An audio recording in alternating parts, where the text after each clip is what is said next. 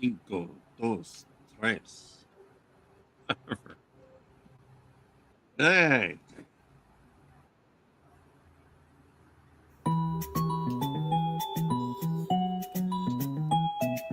Fancy crackers in my pants, take a chance, watch me dance. Fancy crackers in my pants, they're delicious.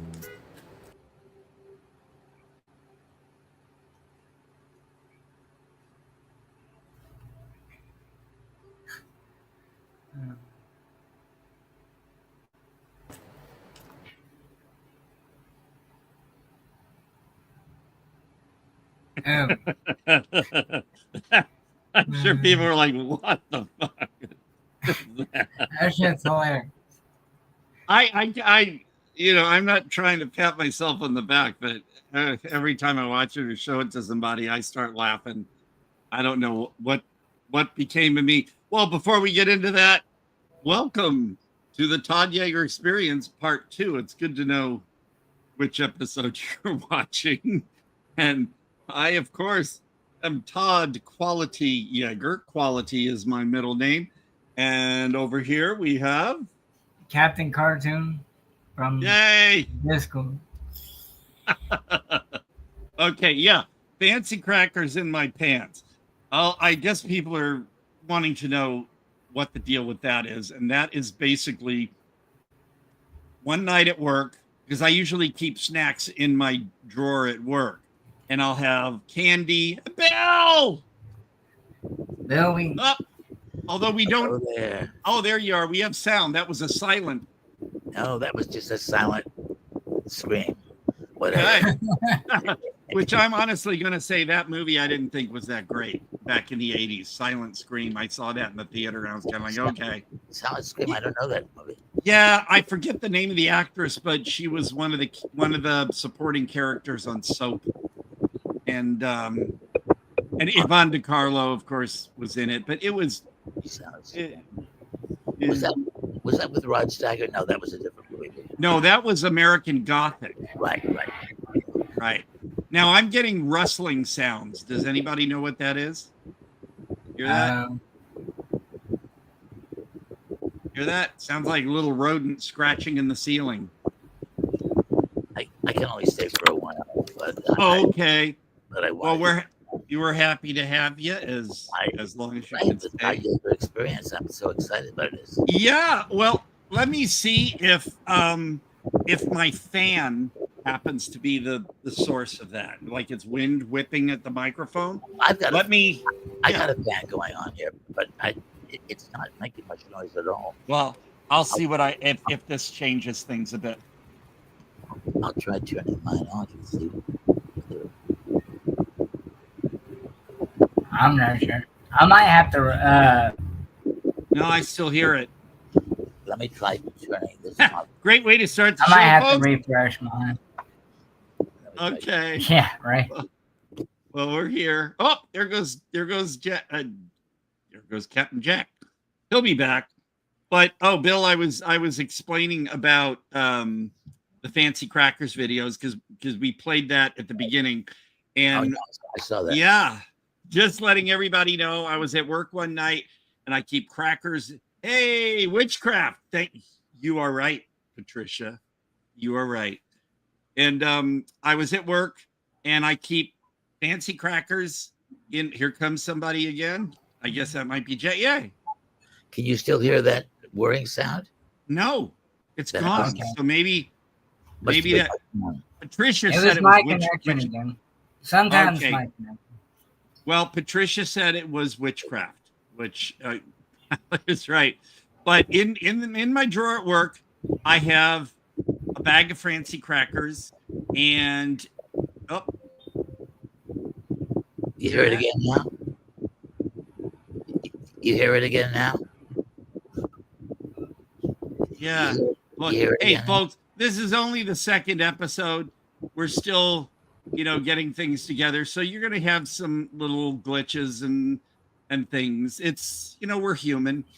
But anyway, so I kept fancy crackers in my drawer as well as a family-sized bag of Lifesaver gummies. And I kind of alternate. And one day, I don't know, somehow London Bridges came in my head, and then I thought, fancy crackers in my pants, and I thought that's fun. And then lyrics started happening, and I sang it to a few people, and they were like, yeah, you got to do something with that. So video time, and there you go. And it's taken off. It's the sound sensation that's sweeping the nation. Hell yeah. I'm proud of that. And so before we discuss the film of the week, Goldilocks and the Three Bears, Death and Porridge. So Bill, what's going on? Well, the other thing that's sweeping the nation is my appearance in South Park. Yes, the famous new episode, Sermon on the Mount. Are you aware of my appearance on South Park? Yeah. Jack, did you know about that? I saw Bill post the picture last night. Yeah, I saw the episode, but my brain didn't. And usually I pick up on stuff right away. But I knew about it before I watched the episode, so I was ready for it. But if I hadn't been ready for it, I never would have noticed it. I don't think. Yeah, it's been. I haven't seen Carlito's Way since it first came out. Well, so, now, if you saw it now, you would definitely realize. Oh well, see now I'm going to have to get it on Blu-ray just to put it with my Bill Weeden collection. It's a really good. I think it's a really good film. Yeah. It's one of the only Brian De Palma films that I really like. Yeah, I'm not a De Palma fan. I'm not. Okay, yeah. Here's the thing: he's not a bad guy. I'm not saying he's a bad filmmaker, but honestly, I mean. But I love Body Double, which you don't like. I know. I know. I don't know what it was about Body Double. I guess he was trying. It's like he was trying a little too hard at that point. He had this string of pervy movies that I call, and then he was like, well, let's do something salacious and nudity and lesbianism. There was one little lesbians and stuff. It's very kinky. I love Melanie Griffith. Yeah. And her and Meg Ryan, I keep getting confused. Craig, what's his name? Craig Wasson. Wasson is very good in that. I don't know what happened to his career. It just never happened. Yeah. No, I mean, I watched the movie a second time because I thought it was fun that they threw Frankie Goes to Hollywood in there because Relax was a popular song at the time. Yeah. But, it's not so much that I hate Body Double. I just kind of sat there going, there was a little too much obviousness for me. What I hate, the movie one of the movies that I really hate of his is Blowout, which Pauline stylish, Kael, but I expected a lot as a critic. She loved it. But I never liked Blowout. You know why? Because the ending is so completely unbelievable. The ending was grim. Well, first of all, it was grim without any believability. Nobody in their right mind would let Nancy Allen go out there without some kind of earpiece or something to keep an eye on her. I forget exactly the details, but she was allowed to go out there like on a tightrope with no backup. It was just completely unbelievable. And so when she gets killed, spoiler alert here, when she gets killed, there's no rhyme, no reason to it. So if there was any rhyme or reason to it, it'd be like Janet Leigh and Psycho. I think they wanted to shock you a little bit. What? They wanted to shock you a little bit.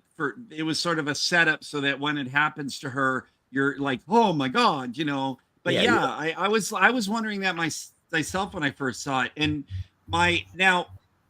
the two films during what I call his pervy period between Carrie and Body Double. Carrie, Dressed to Kill, Blowout, Body Double. I hate Dressed to Kill. I hate it. Oh, see, I'm with you on that. I love gialli films, but Dressed to Kill pissed me off, and I figured it out right away. Obvious Hitchcock homage. Well, same thing with Obsession. And, and it's okay to do homage, but Obsession, I kind of like because I love Geneviève Bujold. I love her. And Sisters. I don't like Sisters. No? Okay. Yeah, it was. I don't like it. Yeah. But that's me. I mean, a lot of people love it. I don't like it at all.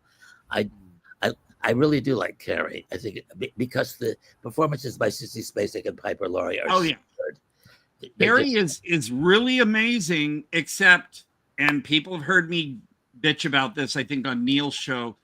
Now, back in the 70s, like that, they were pushing the envelope a little bit. They were trying to shock audiences but starting off the shower room, the locker room scene with all the girls walking in slow motion like a softcore porn with that music.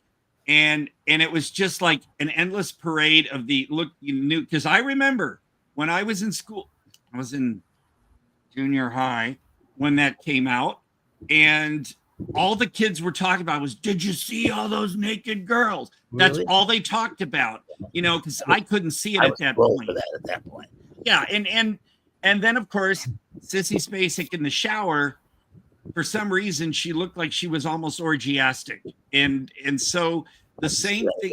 Yeah, the same thing happened in Dressed to Kill with Angie Dickinson's body double. With the soap, and then you had Blowout. You had not only a woman masturbating in her bedroom as the B movie that they were making panned past her room.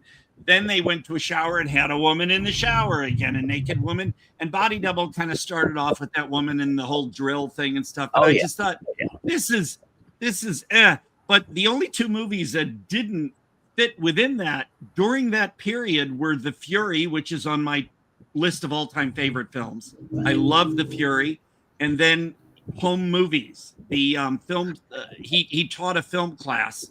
There we go. Brian, you're fine. But some of your movies, I'm sorry. He's like, I love Carlito's Way.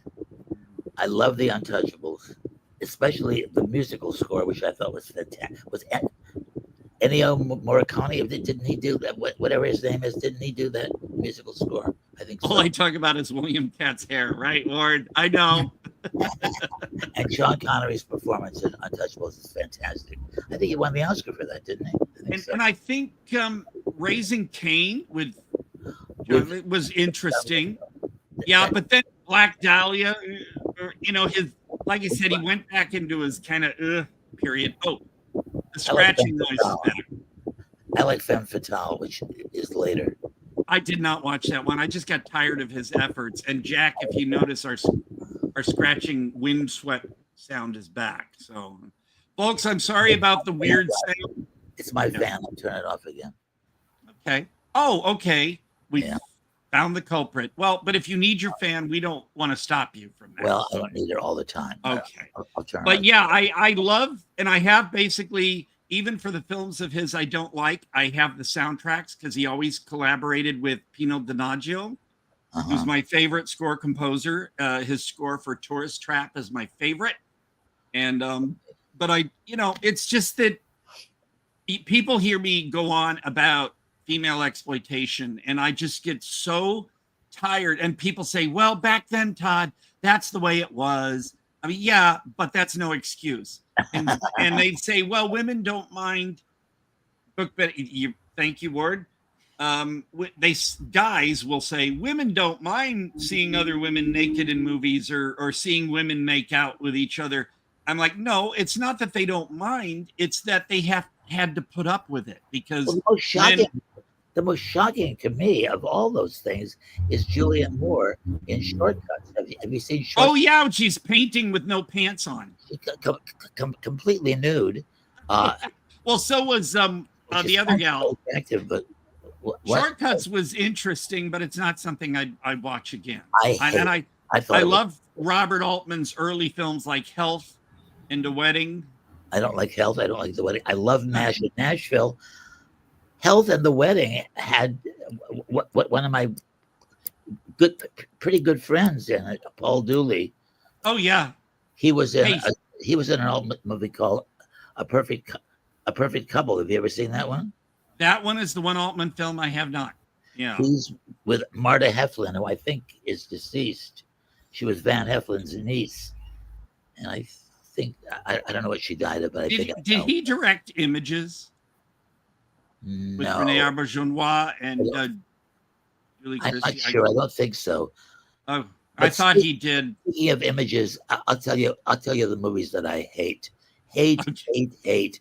It's when Woody Allen went serious and did September. Was it called? The name Images conjured up one of his early serious Ingmar Bergman type movies.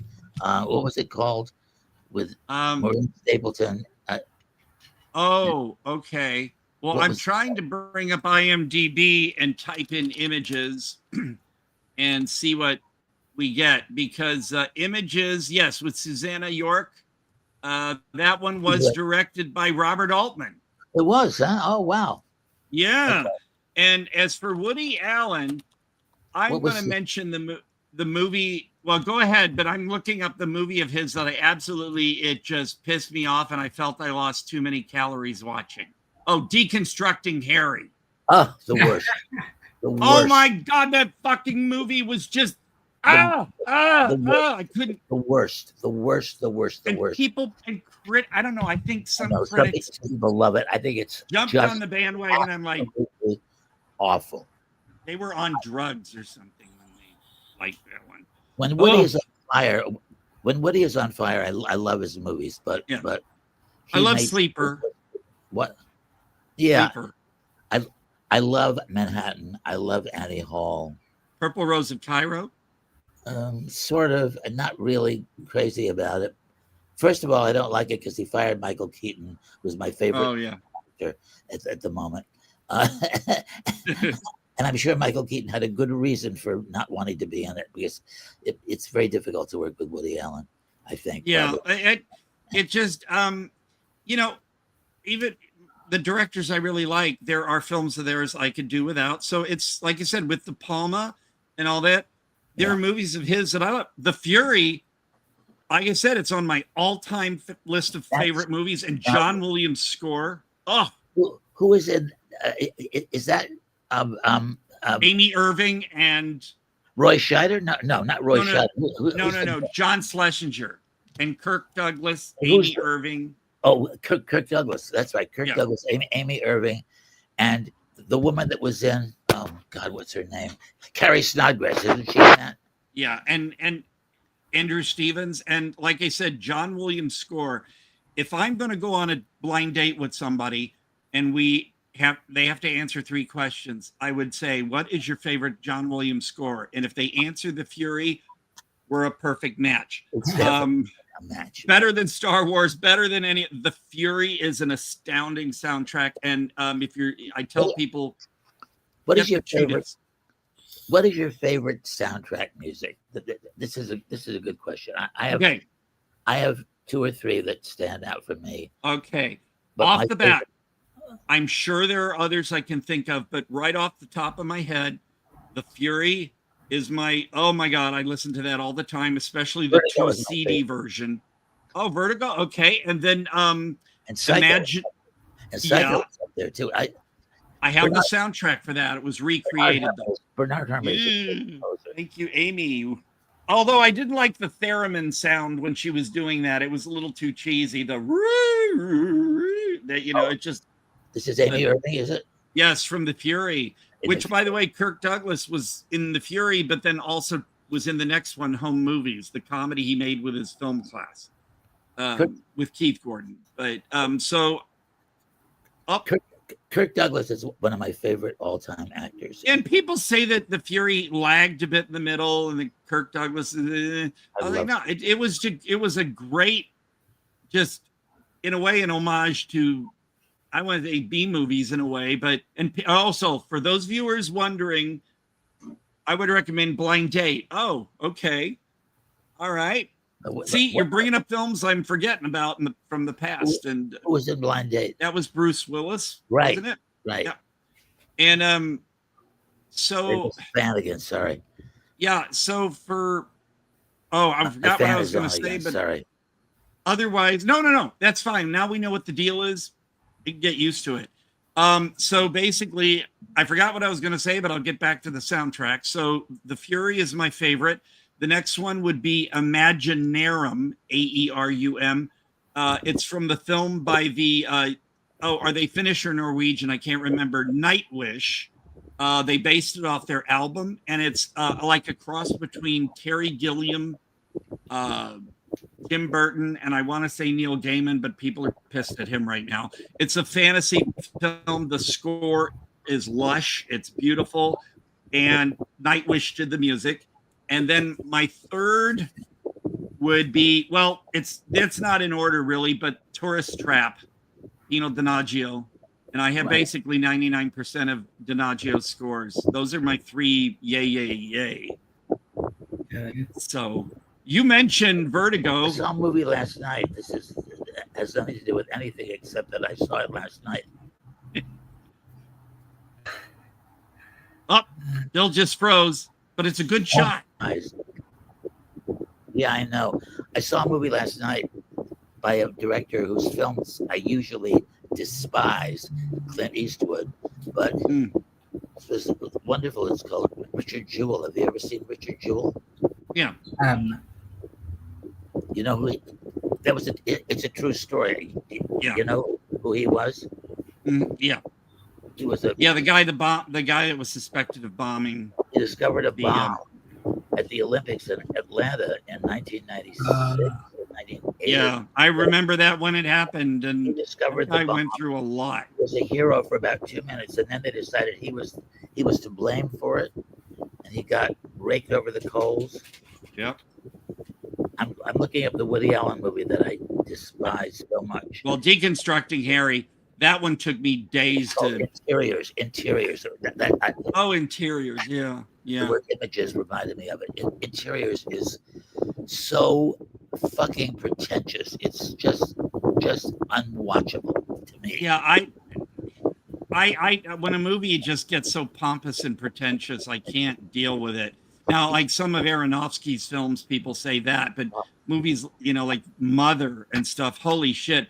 I have dreams like that one all the time. So I was like, whoa, this one is amazing. And of course, like Beau is Afraid, movies like that. But there's a difference between that and just like Jean-Luc Godard. I am so, it makes me, when people say, oh, Jean-Luc Godard, Hail Mary, and the segment he did in Aria. I love Breathless, but that's it. Well, his movies, like, for the basic thing, almost like Last Tango in Paris, it's just basically get women naked and have them sit around and spout philosophical lines. And you're just like, and I think they're so boring. It's unbelievable. But Jean-Luc Godard, and then when you were talking about directors you can't really deal with, and I know this is going to make enemies to me for some people, but I'm sorry, Rob Zombie. I've played White Zombie and Rob Zombie's music on my radio shows back when I was on KDHX in St. Louis. So tell KDHX I'm out there, guys. And but his movies, he basically focuses on a white trash aesthetic in every movie. And even Devil's Rejects, while I watched it and thought, okay, that was interesting, just this white trash aesthetic. And it's funny, you can't say white trash on YouTube. They will no on YouTube, on Facebook. On Facebook. No, on Facebook. Can't say white trash on YouTube. No. Bill, Facebook. Oh, Facebook. Yeah. Okay. If you type the word white trash on Facebook, they will throw you in jail for like 3 days. There he is. He's a fun guy. I know people who know him and say he's great, but I'm sorry. He ruined Halloween. He turned Michael Myers into a product of an abusive white trash family. So he was a psychopath. I have to slightly disagree. I'm not so in love with the original Halloween that I can't accept revision. A different take, yeah. And I thought it was interesting. I didn't think it was a great movie, but I thought it was an interesting take on Halloween. It's just, for me, besides that, I didn't find it, because the original Michael Myers was more of a mysterious evil, which I found intriguing. Right. But in this Rob Zombie one, he's, like I said, he's a psychopath, basically. Right. And there's nothing fresh about that. And then the worst part of the movie is everybody. And I think we talked about this last week, but everybody in the movie, no matter who they were assholes. Todd Jaeger. And Laurie Strode was a total bitch in that one. I was like, you know what? Kill everybody. Go ahead, just kill them all. Get this over with. And it just, and then of course I wouldn't bother with Halloween 2, zombies version on that. And I'm sorry, Rob, but it just, I just can't. And What do you need it for? so it's fun how we went from Sorry, guys. fancy crackers to Brian De Palma to no, see, this is what's fun about this kind of thing. Yeah, I've got lots to say, and we will get to Goldilocks soon. Don't worry about that. But otherwise, Bill, besides you being in the South Park episode, Right. albeit a cameo, but there you were. Listen, the idea that I'm in it at all is Thank just you, Ward. phenomenal. Can you believe that guy that discovered it? I never would have noticed it. Yeah, I when I saw it, it didn't hit me at first, because it was like seeing my friend Mike Caravella, who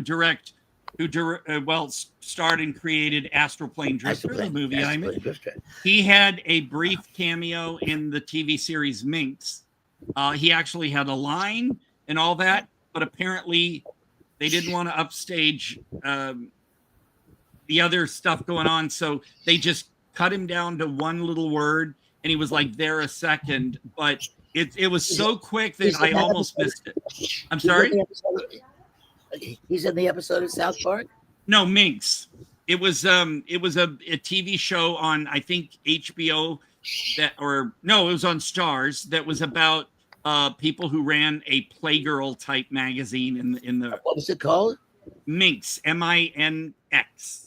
That was the name of the magazine. There were 2 seasons of it. It's fun. But yeah, my friend Mike's role in it was just a little bit brief. Corner of Jack's screen. There you go. Yep, there you are, Carlito's Way. That's the still from Carlito's Way that they repositioned as a cartoon in South Park. You know that, Jack, right? Yep, I've seen the pictures that I played in Carlito's Way. Yeah, it's really well. Fun. That was amazing. Got that for. And then, of course, yep, there he is. There I am in Carlito. But also, Bill, I want to announce to people that August 1st, which is Friday, noon Eastern, 9 a.m. on Pacific time, Vinegar Syndrome's new titles will be up for sale, and they have restored and put it on a 4K / Blu-ray combo, Sergeant Kabuki Man, NYPD, and they have interviewed Bill. That will be on the disc, and I believe, Bill, you wore our Sirloin and Dr. Zuma's shirt. I think I did. I'm pretty sure I did. If I told you that I was going to, I did. Yes. Yeah, you did. But even if you don't, I'm not going to be upset. I just what it was. I completely lost track of time. I thought it was about a year ago, and it was only in April. This interview. This month, then I was right. You were absolutely right. I thought it was way before that. Because I remember you said tomorrow a guy is coming over from Vinegar Syndrome to interview me for Sergeant Kabuki Man, and I'm going to wear our shirt. So I checked it out with him. It was April 13th. And I looked at my book, and yes, I had it in there, but I didn't. But it was very vague the way I listed it. So, it was April 13th. So that was like what. Here's the deal for people interested in getting this edition of Sergeant Kabuki Man, since it's a 4K Blu-ray combo, and I'm sure it's going to be in possibly a rigid case. They're really going to make this a nice edition. It's going to probably be about $40. If not more, or a couple dollars less. How do they sell those things for that much money? Listen, boutique labels like Vinegar Syndrome, Severin, Scream Team. I'm sorry if companies out there, if I'm forgetting you, SRS, what they're doing, Terror Vision, they are taking movies, even if they're total shit, they are making sure that they are not forgotten. There you go. There you go. And that is not the Vinegar Syndrome cover, probably, because they haven't shown it yet. But they love to restore these films so they're not forgotten. Because even the shittiest of movies, people, it's nostalgia for some. Well, Kabuki Man is already a cult item. Oh yeah, but Trauma that wasn't to be forgotten anyway. But there's our dog. Just be quiet. Now I want to be in one of Trauma's films one day. I've had several friends who've been in them, but as far as their disc releases, just be quiet. Their disc releases, in the past, they looked a little hazy, like they were shown on a white sheet or a blank wall instead of transferred. And so what Vinegar Syndrome does is they do the best they can to make them a little pristine. Some say, but the charm of these movies is how less than stellar they look. I'm sorry, but I don't want anything murky or fuzzy if possible. But they're going to really make sure Sergeant Kabuki Man is really nice, and it'll have the unrated cut as well as the PG-13 cut and extras and everything. But here's my point. I have a feeling this one's going to sell out fast, because even if they have thousands of copies, last fall they put out at the same time The Keep, Michael Mann's film, and their partner label put out Hundreds of Beavers. Now, The Keep sold out within hours. They had 12,000 copies, and they sold out that day. Wow. And Hundreds of Beavers did the same thing. Wow. So Kabuki Man's going to sell out for sure. Sergeant Kabuki Man, I think, is going to sell out fast, especially because I've talked about it on Neil's show. I've been mentioning it here. Plus, we want it to sell. We want Bill Weeden to have a whole new crop of fans. As physical media becomes more niche, it's being turned into a collector's market. Steelbooks, limited editions, and they charge a premium because they don't make a lot of them. Like a lot of Vinegar Syndrome's titles are maybe about 2,000 copies, and so when they're gone, they only allow you to buy like 2 copies because people buy them to then sell them on eBay for a lot of money once they sell out. Right. But I don't mind paying a little extra for a movie I really, really love. There are some really shitty movies that they've released that were like $27.99, and I was just like, ugh. I'd have to. Where's my flashlight? I said flashlight, not fleshlight. I'm looking over here. Oh my God. Of course, all the ones I'm looking at are ones that I actually enjoyed, but I have bought some. Oh, sorry about my t-shirt, folks. So right in your face. Yeah. Well, there's ones like, for instance, Satan's Slave, which is a piece of nostalgia. And I thought, well, what the hell? But overall, if I would have thought about it, paying nearly $30 for it, it's because I'm broke basically. But the movie transfers do look so much better. In the past, VHS releases have looked dark and murky, and like night scenes, you can't see a damn thing. But when people like Severin and Vinegar Syndrome and Terror Vision and all these other boutique labels, they really make the films almost look like they're almost new. It's just really amazing. So yeah, the prices, like for instance, the August bundle, if you want to get Sergeant Kabuki Man, and what else are they releasing? They're releasing 3 titles that you can get as a bundle, and it's like $190 for all 3. So yeah, we're talking expensive. So I'm thinking each one will run about $40 or so. But I can't afford everything anymore, so I'm going to be selective. And one of the others is a Larry Fessenden double feature. Right. People are suspecting it's No Telling and Habit put together, but I like Larry Fessenden, and I'll want to get it. But I'm like, oh, money.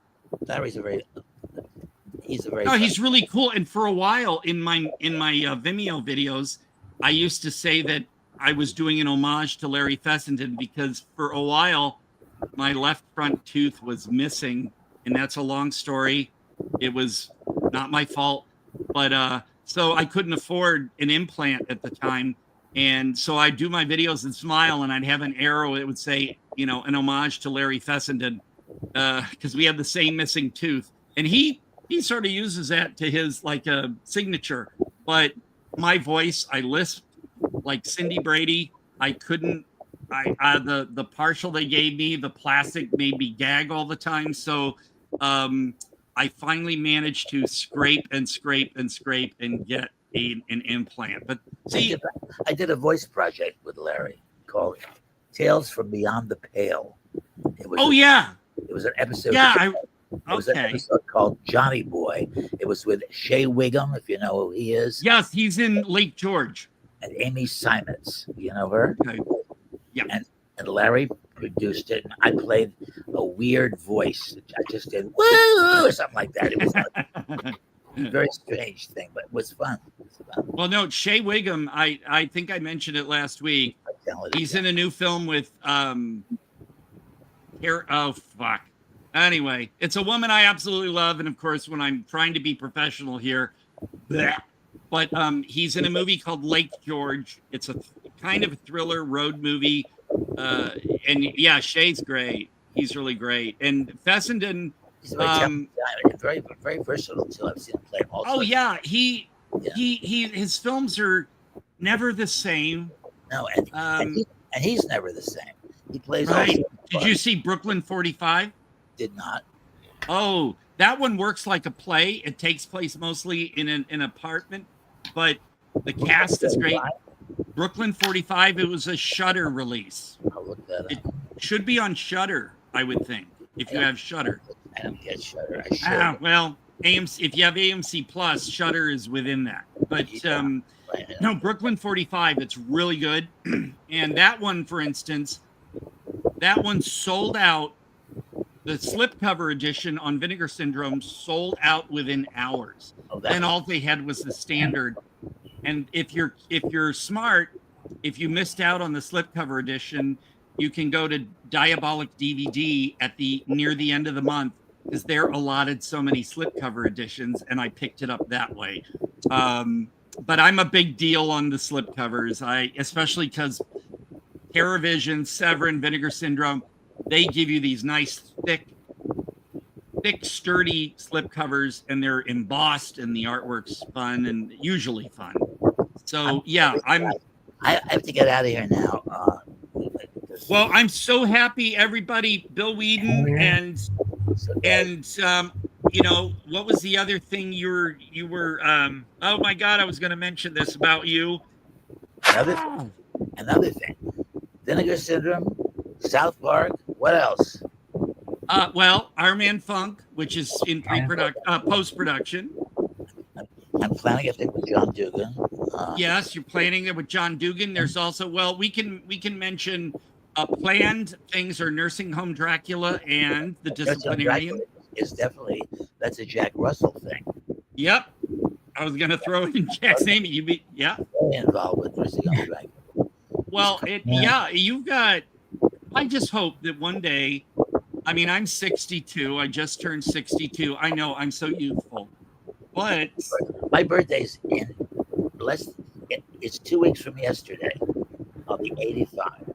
So don't. And I could only hope that I can last that long and be doing what you're doing at that age, because you are happening. You're just bopping along. And of course, you think I'm great, so of course I'm going to praise you, and hope that we get to be in more stuff, more stuff. That's what together. That's what I'm. We make a great team. We do. And everybody look Bill Weeden up if you don't know Bill Weeden. I'm going to say it. He's an icon. So, and almost 85 years old, and I'm just very lucky. No, well, you enjoy what you're doing, and I've told people the things you've done, you know, who you've worked with and who you know, and they're like, wow. And I say, and now he's doing a lot of these crazy little movies because he's just having a blast. He's just having fun, and that's what keeps it going. Yeah. Are you putting down these crazy little movies? Well, when I say crazy, I mean in a loving way. Crazy, wild. Yeah, they are crazy. I mean, if you see Psycho Ape 2, you'll know what crazy. Well, oh yeah, people, you got it. I mean, I'm only in there for like 20 seconds, but our scene, my scene with Bill, the whole movie is nuts. I mean, Psycho Ape 2 is like one of a kind. Yeah, it is. I mean, I told people. Oh, we lost your voice. It is. Oh, it's going to be great. What? No, we lost your voice there for a second, but my scene with you in Psycho Ape 2 is unique. It's one of a kind. It's random. Like it, and you got it. I'm not going to spoil anything, but just see it, and you won't be able to unsee it. Oh yeah, that's why I'm so proud of our scene, because, like you said, that Chris from Horror Homeschool said it was his favorite scene in the entire movie. That just made my day. And I do tell people, see Psycho Ape, the first movie. It does help a little bit to see the first one. And that podcast, you know, Todd, that podcast is the one that the guy whose name is Ryan Horn, he heard that podcast, and that's how he found out about Carlito's Way. Then he watched Carlito's Way. Oh, my scene, and I don't know. The guy he's like miraculous. Months later, he sees South Park and says, "That's the guy." I can't even believe that. That's amazing, because, and also Chris on Horror Homeschool, he started gushing about, and there's a T-shirt for that scene. And I've ordered it. I'm so excited. I'm going to wear it at convention. Yeah.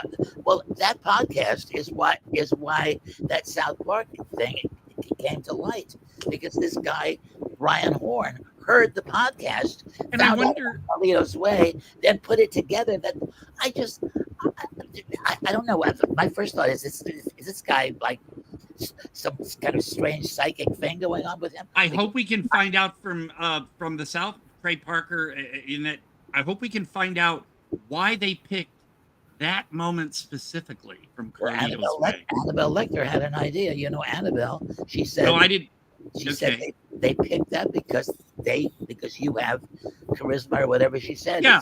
It's because of you. If anybody else had played that part, they wouldn't have picked up on it, she said. But well, how flattering is that? It's weird too, because I have customers that come into work who will say, "Hey, I saw this movie such and such. I saw you in it, and da-da-da," or I've seen some of your videos.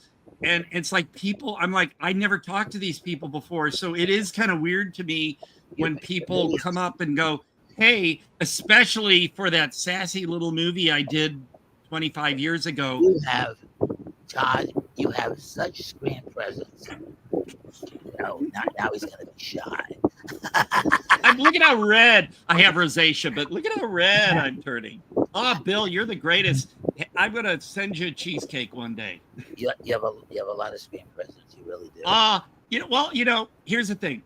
I don't consider myself an official filmmaker nor an actor, and it's not like I'm looking for fame or notice me. I have such a weird mind. I don't do drugs, folks. So when you see my videos, you'll be like, he does that without drugs?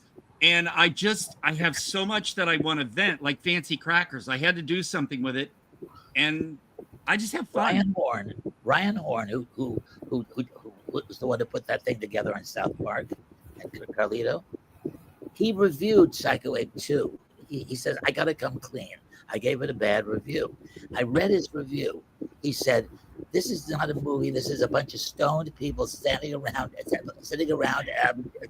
like." I remember that one. That's the guy. Okay.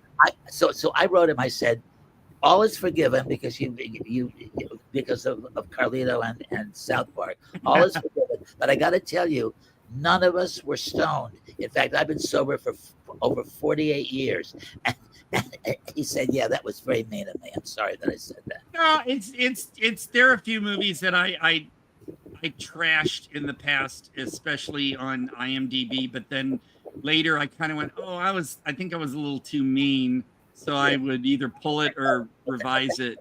But I just wanted to tell him the movie, you can say whatever you want about the movie, but we were not stoned. We were not. No, and now I do got to remember when you told me the idea about our scene, which I won't reveal. Right. Were you the one that's, or did I say, well, how about if I wear my special outfit? Or was it you that said, do you have anything that would fit that? I don't think I said that. Yeah. So I think I said, well, how about if I wear my, I definitely came up with the idea of yeah. And I think I'll mention I'm wearing a leather jacket, but I think I said, well, I've got this and I've got that. And you were like, oh yeah. So it was kind of a fun little collaboration on how that would look. And like I said, it's only 20 seconds. I really hope that one day they will put out a lot of outtakes, like our scene in the alley where you're on your banana phone and you drop the banana when you see me standing there in the alley. And also there's a moment where I'll just say you're wearing something around your neck and I'm yanking on it while you're trying to eat cheesecake. Yeah, I would love to see those in a deleted scenes. Hopefully one day. There've been a couple of really nasty things said about me and my body in the Titanic scene. Really nasty things that I really don't fucking care what they say about well, it. your body is more, I want to say, proportioned. I've got skinny arms, skinny legs, and I've got this gut that I can't really get rid of. It's a long story, but I look pregnant. And to me, you would be more appealing unless people like fur, because I'm a Yeti. I'm like a Sasquatch. And Jack's shaking his head. They talk about me being old. I mean, what yeah, else? well, who fuck them? I don't care. I gotta go. I will see you guys later. I love you both. And thank you, Bill. I'll talk to you. Hell yeah, thank you. Take care. How do I get out of here, Jay? You at the bottom. Oh, well, he figured it out. No, Bill, I'm so happy Bill's able to join in a bit because he's like he brings gravitas to anything. So I love hearing him. And as far as his body, people, he's having fun. He's not really an exhibitionist. It's like my friend Martin W. Payne. He winds up usually naked. Yay! He usually winds up being naked in every movie he's in, and it's just kind of like a conquest, a funny thing. It's not saying look at my body. He's just having fun, and I do the same thing. A lot of my videos winning awards for being sexy. Yes, I'm jealous of that because mostly, what I'm sort of showing my body in and stuff is usually my own stuff. But yeah, in that short film I did, This Is How, that wound up being on a Blu-ray as an extra.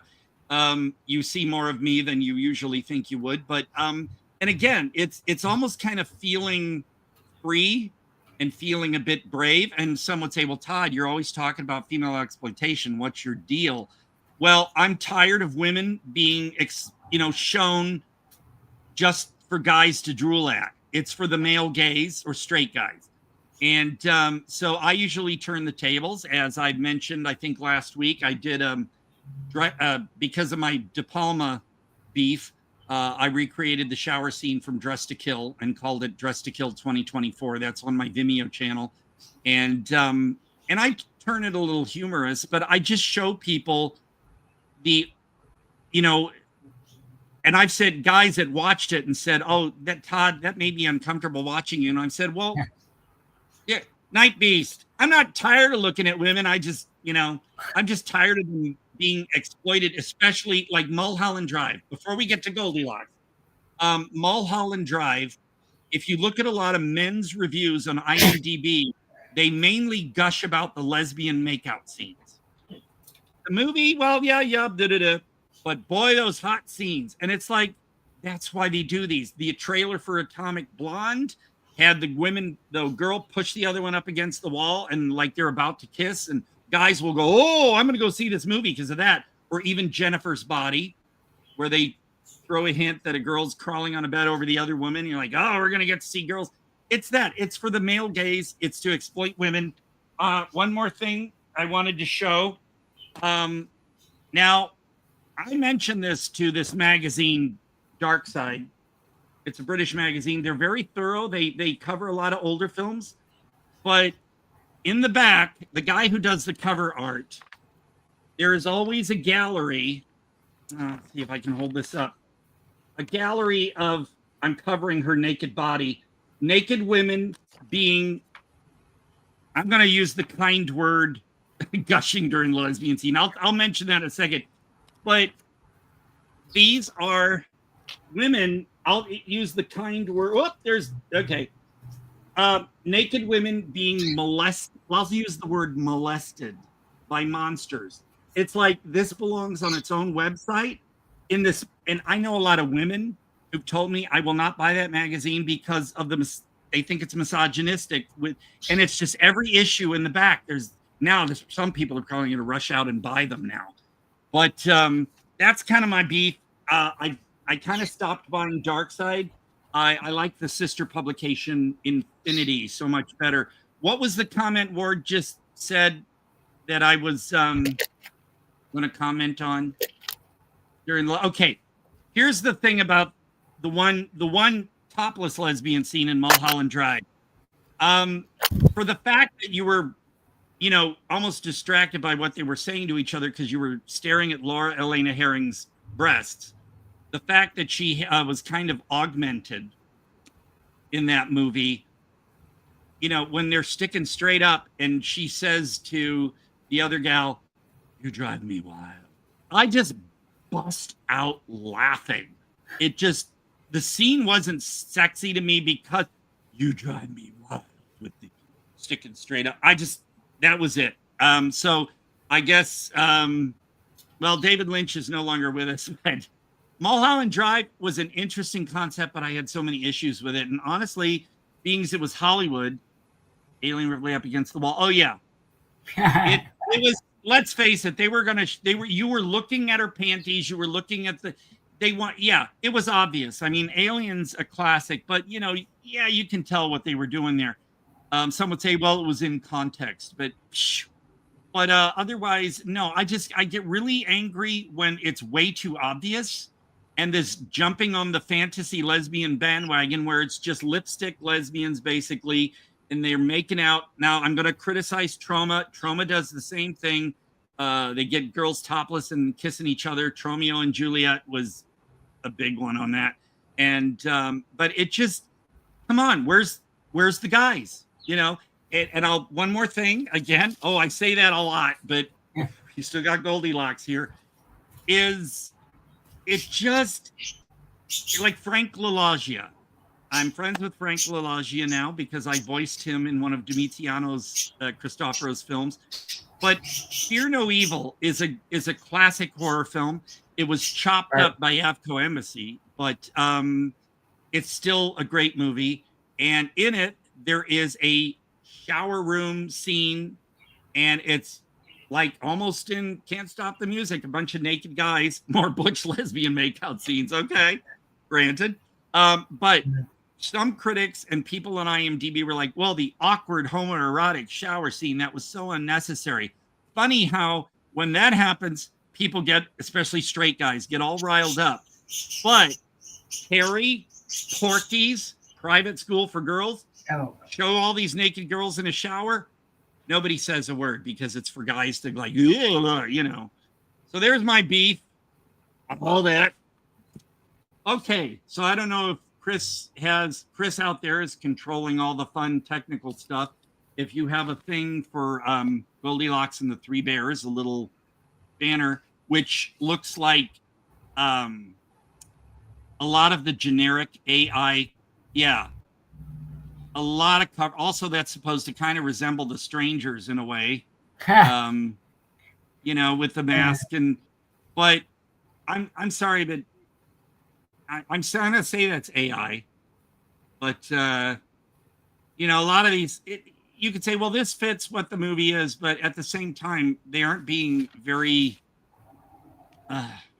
original anymore with the artwork on a lot of these things. That's a minor quibble. So, Jack, I've got stuff to say. I want to know, because you said your little birdie had something to say about it. Oh, yeah. Well, it was very, very hard to keep track of what the hell was actually going on. Yeah. I mean, I'm going to turn on my fan because I'm way too hot. Hang on. oh, I don't blame. But yeah, it was like they laid out what was supposed to be. And by the way, on. everybody, I'm showing off my Carnival of Souls t-shirt, the Ghoul. All right, so okay, Jack. Yeah. Go ahead. That would be hot work. Yeah, it I don't want to say it was convoluted. It's just that you were kind of wondering, well, who's really what? Who are these people when they finally show up? Well, it says the Three Bears Cottage on the outside, which I think is weird. And if these are psychopaths and love to cosplay or be furries, why would they live out in the middle of nowhere? If they want to kill people, you'd think they'd better do it in a more suburban area or something. So I guess, Three Bears, Goldilocks, it was in the woods, but it doesn't suit their purpose well to be out where there's nobody. And we don't know. I don't even know what the fuck they were doing in the woods. Well, what the people that were there to, I think they were just friends looking for a weekend getaway or something. If that's you, I was wondering. They counterdigged that several times. Yeah, I thought that's what was going on too. But was then that woman? Like, oh, we're doing this.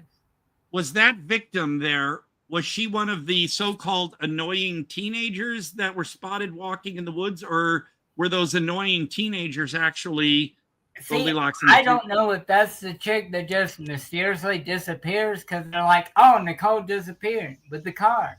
And you're like, oh, okay. And when they got to the cottage, the woman called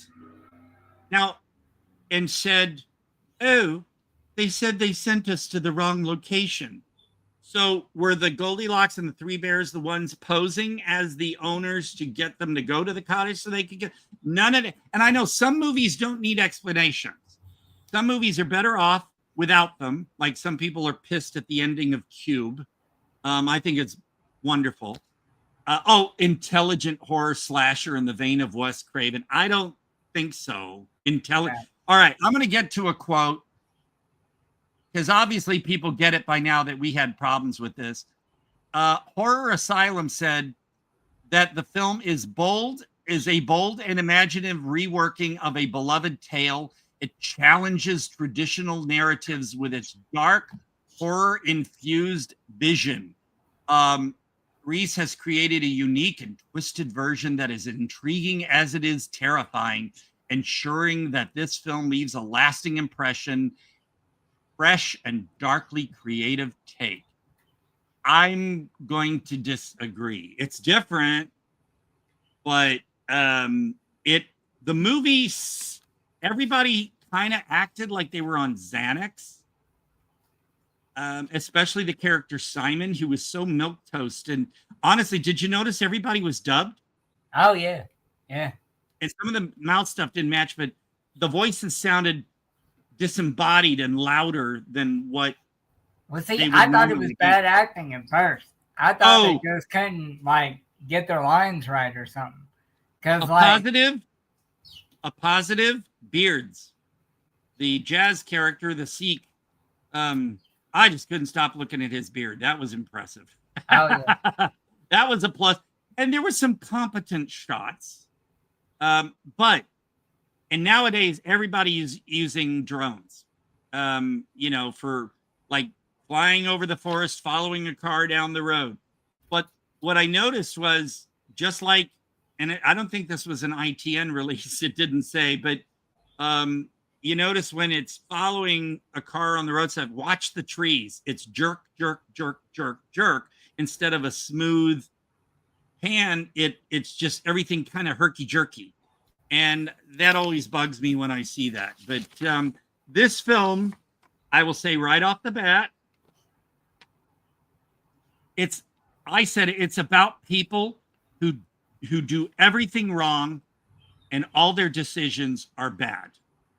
That's basically, and that's what really makes me want to shut movies off, is when I guess to keep the plot going, so they have them do this and do that, so it keeps it going, but they're so bad. It's like when the one girl, she saw the masked Goldilocks attack the window, and she's like, oh, then she goes over to George and says, oh, I saw someone outside. She doesn't say they had a mask, they attacked the window. She says, I saw someone outside, and brushed it off as maybe being a teenager. And then when George saw them standing outside, what do the girl and the guy do? Because the other one's poisoned, Simon's in the bed poisoned, and the other girl's missing. Whatever happened to her? We never found out. No, I assume. See, I was left to assume that the girl tied to the chair was her, but it wasn't. Went missing. It wasn't. I didn't rewind it to confirm. So the one girl just disappeared. That was it. She disappeared. Yeah. And but anyway, so what I would have done is then George and the one girl that was left, they should say, let's stay together and let's stay here in the room with Simon. We need to stay together. But no, she goes up and stands in front of a mirror, brushing her hair and looking at herself seductively. She's not a care in the world. She doesn't care what just happened. They were being attacked. She's going to look sexy. And George then sits down on a couch by a window and turns his head. So back of his head is facing out the window. You're just like, what the fuck are these people doing? It's so. And then when the phone rings, remember when the girl said, oh, they have a phone, but it's disconnected. Yeah. And she was holding the phone. Then the phone is sitting on top of a mantle and it rings, but there's no cord. Yeah. And this is not a supernatural film. So either they figured people wouldn't notice or something, but the continuity was just really off in this thing. Severely off. Because she takes the car, right? Simon's asleep in bed, dead. Well, he's poisoned, but yeah, he wasn't. Yeah, and I thought the girl comes with the car from nowhere. Yeah, how did he get out of the house? Now, if he would have woken up and come down the stairs, he would have said, "George, gal," I can't remember the gal's name, and he would have said, "Hey, I'm up, I'm okay." But no, he slips out of the house, and they were like in one of the living rooms. So how did he get out of the house and walk away? He would have said, "Come on, let's go." No, he goes by himself and comes back with the car. Oh, I phoned it around. And then, of course, get in the car. And you can see George is fighting with the door for some reason. And he was wanting to get back out. And then the car wouldn't start. Cliche. The car was driving fine a moment ago and it wouldn't start. And then when Simon gets out and he's attacked, George jumps in the front seat, and I'm going to say one of the really stupid lines. Oh, God. I've got some. Oh, yeah. He says, fucking car, drive. And the girl in the back goes, I can't. What was that? And then what was that about? And then he says, let's run. And she grabs the door that George couldn't open right out the door. It was a mess. It was yeah. A mess. So, like I said, we don't know who the owners were, even though it said Three Bears Cottage. So if the owners weren't Goldilocks and the Three Bears, then how did they know that address and send them to that wrong address? It doesn't make any sense. It just, let's see here. Trying to see the light here. I'm going to get some dialogue in. Oh, George and his obsession with Wi-Fi. I wanted to strangle him after a while because it's a drinking game. Every time he says the word Wi-Fi, take a drink. And for people who want to get more perspective, who haven't seen it, a group of friends go to this cottage for a getaway, I assume, or for the one gal's birthday. And they're told they're at the wrong place. So they figure, well, we're going to spend the night. It's going to be dark really soon. Of course, daylight lasted forever once they broke into the house. And there's some Goldilocks references about, oh, there's only 4 bowls. There's only this, you know. Oh, yeah. But, Oh, and God. then one by one, they're being toyed with and then killed. And at the end of the movie, I was like, what was the point of all of that? There was just no point. So, oh, also, here's fun dialogue. Jazz, the Sikh, he apparently has a twin brother. Why they mention that, we don't know. The dialogue in this movie was so lackadaisical. It was just unbelievable. And so when he sees Simon, when they arrive, Simon says to Jazz, speaking of family, how's your twin brother Nav doing? Now, if you see someone you know well, you're going to say, how's Nav? Or I guess the audience would know, but how's your brother? How's your brother Nav? How's your twin brother? Like he's driving it home. Nav has a twin brother. It's like it was so unnecessary. Well, that's like at the beginning when they first get there and dude's bitching about the Wi-Fi. He calls him by his full name instead of just saying so-and-so's bitching about the Wi-Fi. He calls him by his full name. Or I'll get you some water. And okay. And then, okay, I will get you a glass of water. Okay. Don't let anybody sleep in your room because you don't know who to trust anymore. Who's he talking about? You know, when the girl was, he kept forcing her to drink wine. Yeah. And then she wants to kiss him. And he's like, oh, no. Okay, you go to bed. Have a nice night. But don't let anybody sleep in your room because you don't know who to trust anymore. Okay. And then, and also when he's pouring her wine, he says, you can drink. You can drink. He repeats it. And she goes, I will drink. But it was like a kid wrote this dialogue. Yeah. Does that mean, does that mean I can get you some water? I'll get you a glass of water. They repeat things and it doesn't make any sense. How did Simon not get out of the house without them seeing him? The telephone not connected. You know what? If the telephone worked, hang up when you hear the breathing, pick it up, whatever the thing is in Europe, for 911. And their cell phones work. They just didn't have sci-fi. Wi-Fi. Never a thought to call police or somebody. It never happened.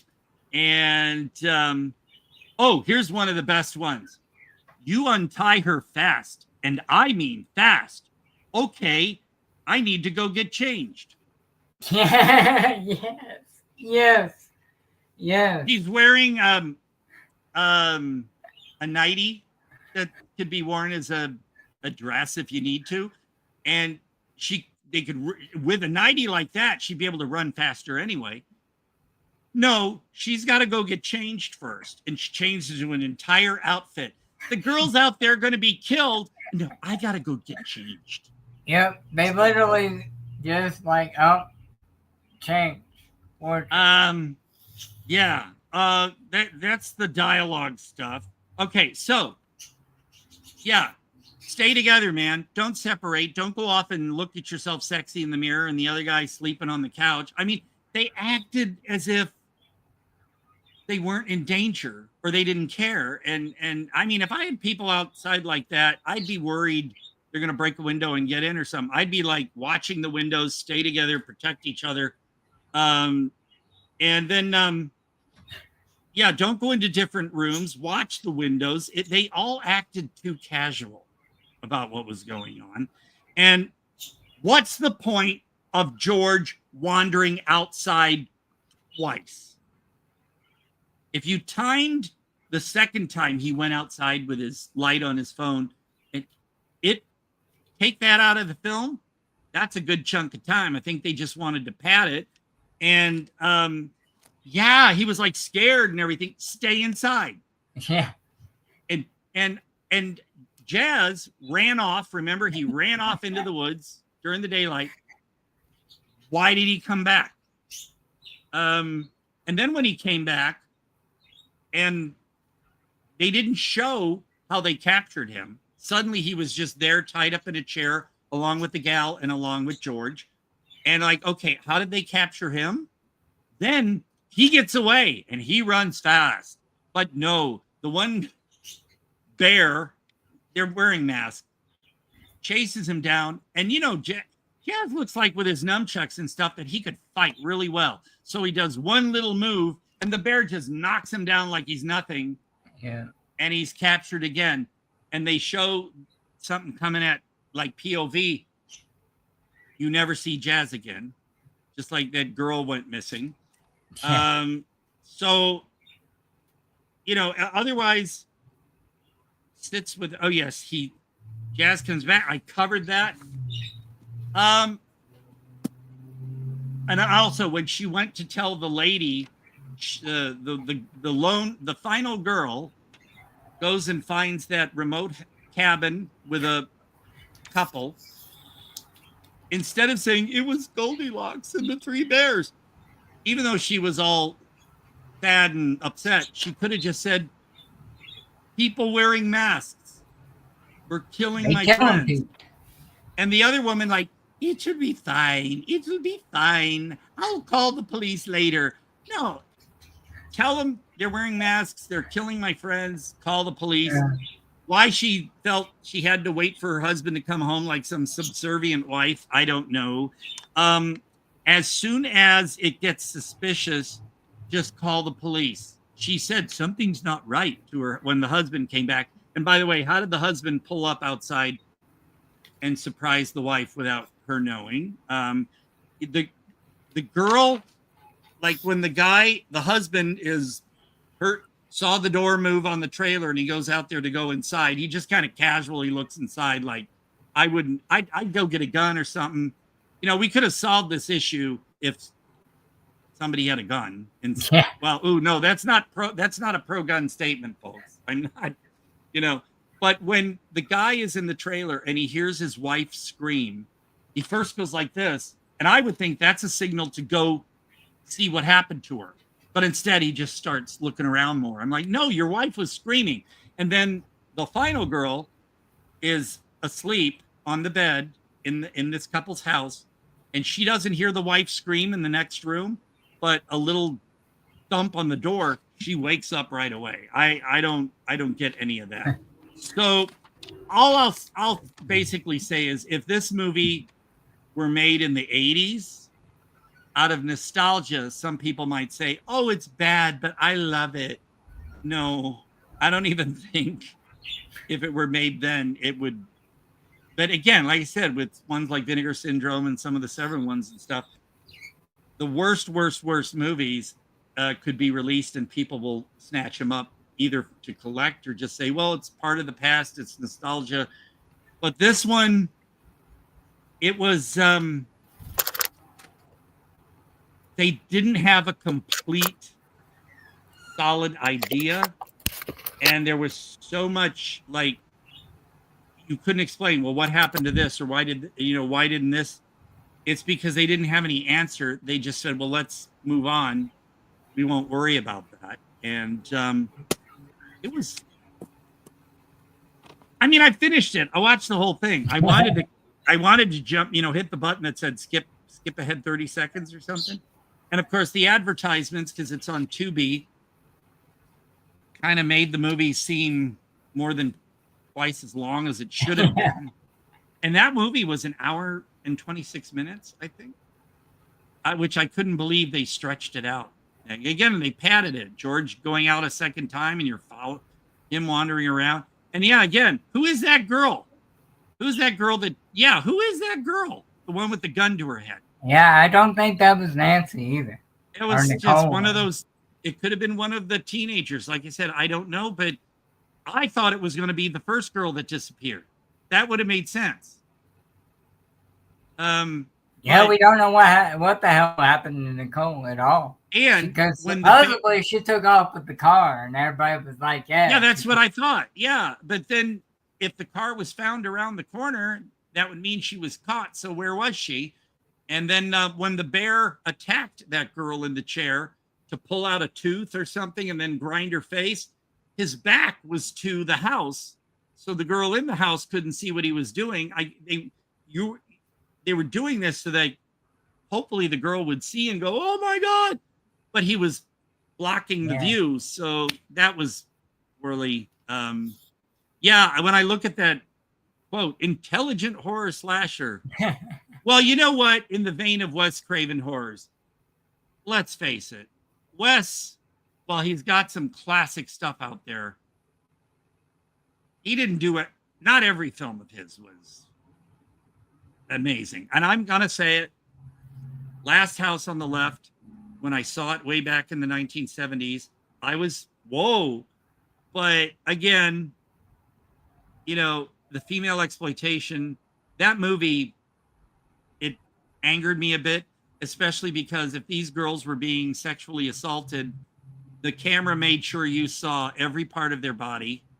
And like when they forced the two victims to touch each other, they made sure the camera was far back enough so you could see it all. And it was just, again, it was too lurid for me. It was just kind of gross. And so I'm not a Last House on the Left fan. I love a lot of movies. And of course, on this show, I'm just bitching and moaning about what I don't like. We've been through that with De Palma and all the others. But yeah, this one, no, I'm glad you picked it, because otherwise I would have never given it a look. Neil was on Without Your Head horror podcast, was talking about the Popeye one. Yeah, we're watching that at the end. I'm curious about that. I may give it a look. Oh, there's good old Wes. Although I will say, Wes, what got you to do a cameo in the movie The Fear from, I think, 1995? That was a god-awful movie, and Wes Craven was in the opening scene for that, and then that was it. That was one of those movies, again, a bunch of people in the woods, and you really hated most of them, and you were just like, yeah, go, just kill them. Yeah. The guy, well, I'm sorry, the white guy with the dreadlocks, who was always talked like he was from the hood, and he was like a rapper. I was like, oh, no, kill him first. And yes, they did. But no. So, folks, listen, I love a lot of movies, and I could talk about, and sometime we will, I will talk about movies that I absolutely loved. I'll just grab, like, for instance, Hammersmith is out, and Mary Lambert, director of Pet Sematary, Siesta. There are movies that are on my all-time favorite list, and we'll talk about movies sometime that I absolutely love.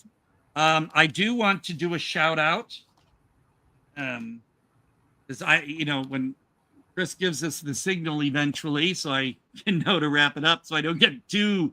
Because you know me, I'm like that guy that used to be on the show, The Two Ronnies, a British show. He'd do a dialogue and he'd just go off in tangents and then come back, and I tend to do that, and so I guess that's why I'm still single after all these years. I'm too much for people, but I do want to do a shout out to my friend filmmaker Craig Kalman. There we go. Angle it well. The Callistra Zipper story. This is impossible to find. I found it at Amoeba Records in Hollywood. We're talking like nearly 15 years ago. And it's about a father whose daughter, when she was dying, requested that she be not cremated. She wanted to be taxidermied. So, and I've seen two commercials now, like utilizing this. One guy ran a family taxidermy service in a commercial. I wonder if they saw this movie, because this did it first. And what really will make you want to see it, there's a shorter version that ran around in festival circuits about a year or so ago. He managed to get onto the Howard Stern show with this taxidermied daughter. And Craig told me that the security was nervous. Everyone was nervous because they were unsettled by his character. He was playing a character, but they didn't know that. And there's clips from the Howard Stern show in this, and you could visibly see Howard Stern and Robin kind of like, and when Howard or Robin said, "Can we touch her?" and he said, "Callistra really doesn't like that." They were just freaked out a bit, and it's worth the price right there. But it's a mockumentary. It's amazing, shot on video. It looks cheap, but that's the whole point. Oh, thank you, Chris. You're great, Chris. He gets that done quick. That's Callistra, taxidermied Callistra. So the tagline is "Down with burial and cremation, long live human taxidermy." It's amazing. And if you can seek it out, if you can find it anywhere.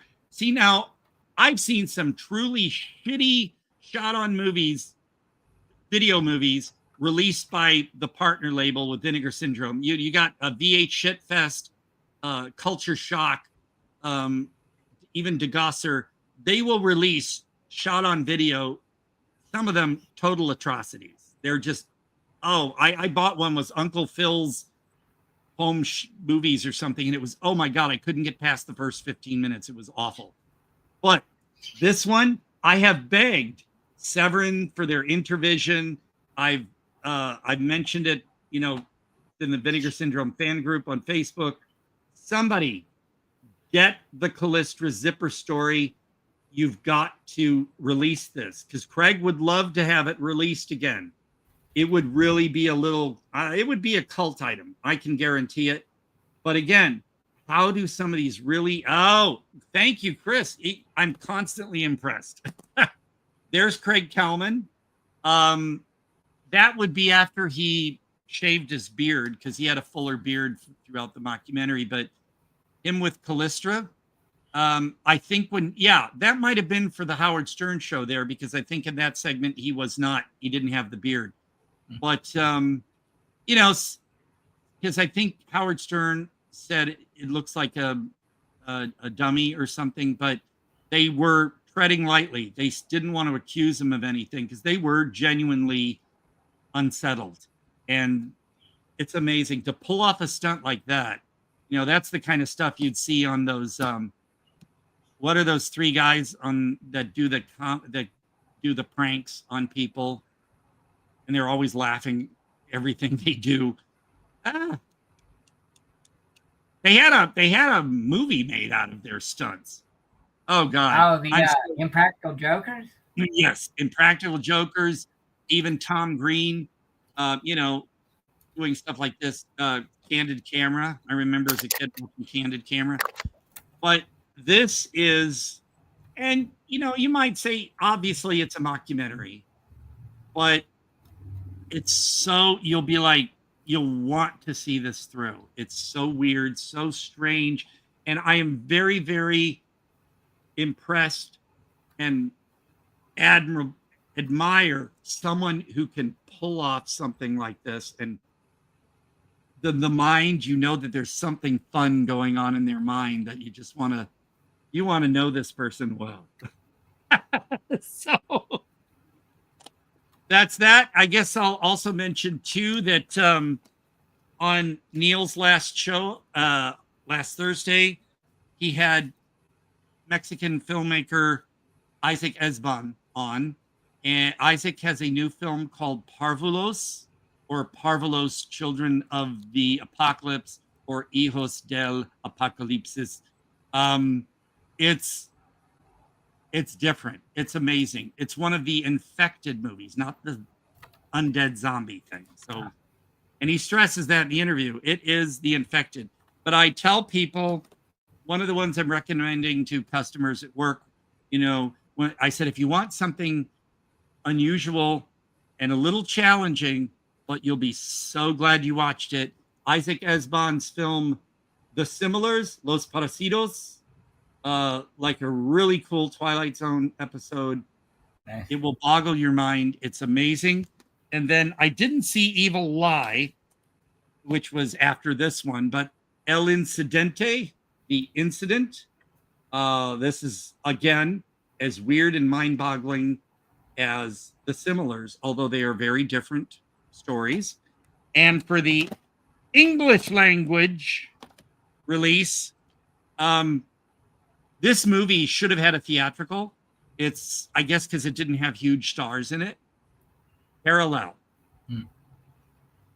This one, you'll have to go back and watch it again. You'll probably rewind or something, because this one is so convoluted and so complex that you're just like, it will engage you. And I know some people don't like having to think while they watch a movie, but as Wendy Testaberger said in South Park, the movie, fuck them right in the ear.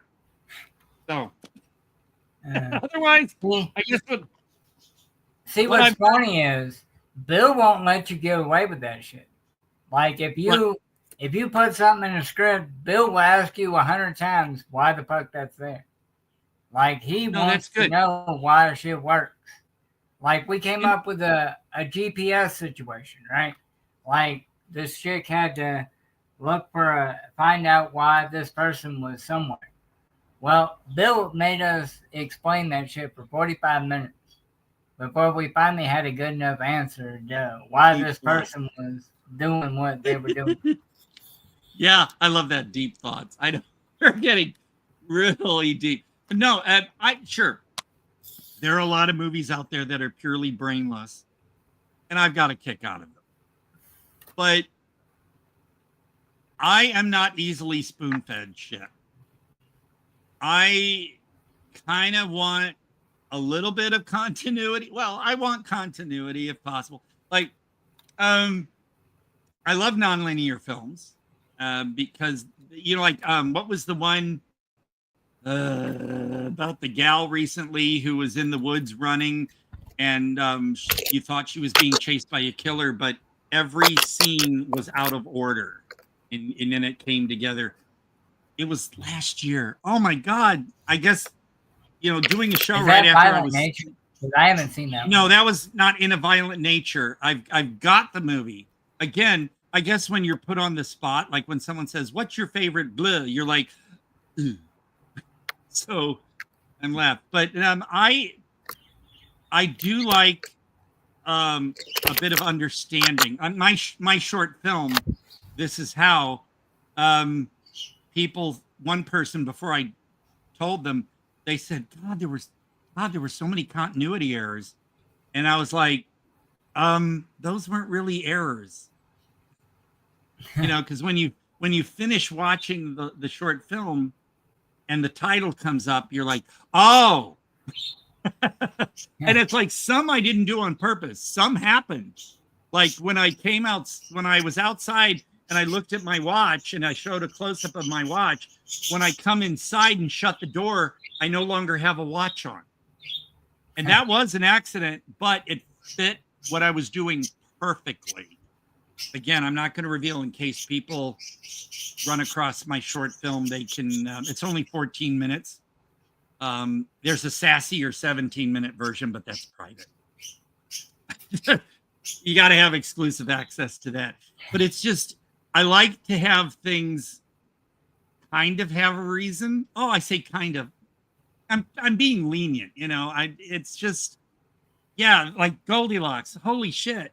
It's like they couldn't figure out, well, this happens later, so we got to connect somehow. They're like, you know what? Fuck it. We'll just shoot the scenes.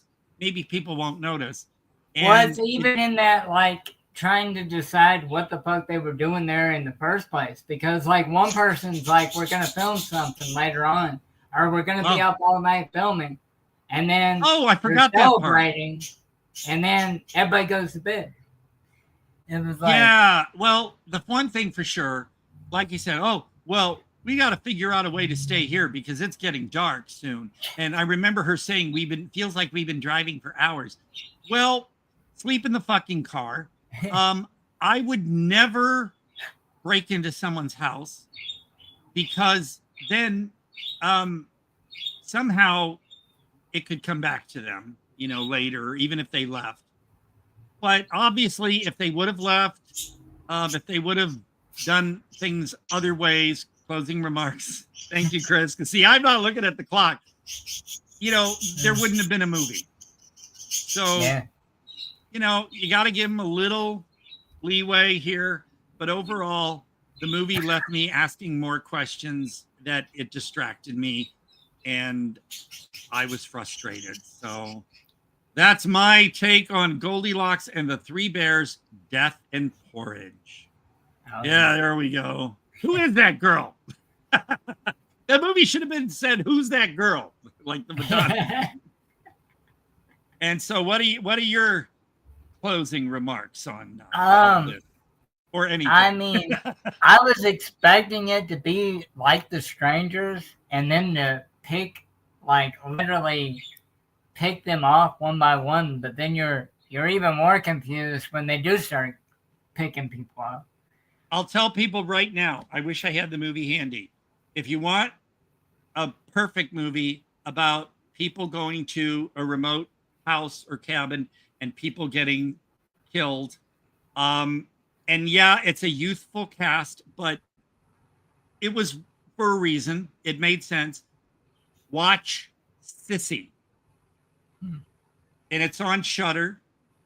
If you have that, I have the Vinegar Syndrome Blu-ray through Shudder. They partner. Watch Sissy. Stick with it if you're not sure at first. Stick with it. It pays off. The ending, satisfying. I love the ending, the total ending. Sissy instead of Goldilocks and the Three Bears. So that's my fun thing. I have two people that want to say goodbye to everybody. Midge and Big Jim. Oh, nice. Nice. So goodbye from them, and also a goodbye from Pickle Rick. Nice. So, but hey, this was amazing. I had so much fun. I'm so happy, Bill. I hope Bill can come back whenever he can. And like I said, when you did the show, this is my closing remark. When you came up with this, I thought I was just going to be like a guest, like I get on Neil's show sometimes. And I thought, okay, that'll be fun. But then you put my name on it, and I'm like, oh, okay. And all I can say is, if people out there and you guys want to keep doing this, I'm happy to do it, because listen, folks, I got a lot to say. Oh, yeah. And I hope people enjoy hearing me blather on, because I love movies. I'm passionate about it. I love details. People are amazed at the stuff I can bring up about movies. So I'm having fun. I want to share it with everybody. So thank you all for tuning in. And thank you, Jack and Chris, for letting me do this. Oh, shit, man. So I guess we say goodbye. Oh, he's going to play that again, right? Yeah. Fancy crackers in my pants, take a chance, watch me dance. Fancy crackers in my pants, they're delicious.